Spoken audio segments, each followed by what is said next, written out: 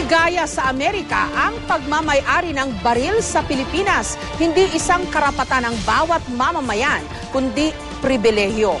Pero sa pangyayari kanina sa Cavite at sa pagkamatay ng 7 taong gulang na bata nitong bagong taon dahil sa ligaw na bala, muli na namang nabuhay ang debate kung panahon na para lalo pang higpitan o kaya tuluyan ng bawiin ang pribilehiyong ito.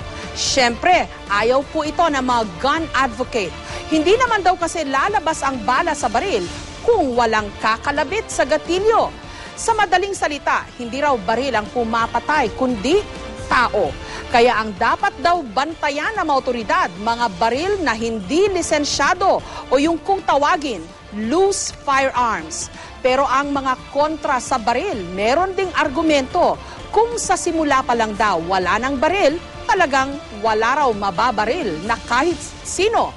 Inaasahang lalo pang iinit ang debate, lalo na't may panukalang batas ngayon sa Kongreso na nagsusulong sa tuluyang pagbabawal ng pagmamay-ari ng baril ng mga sibilyan.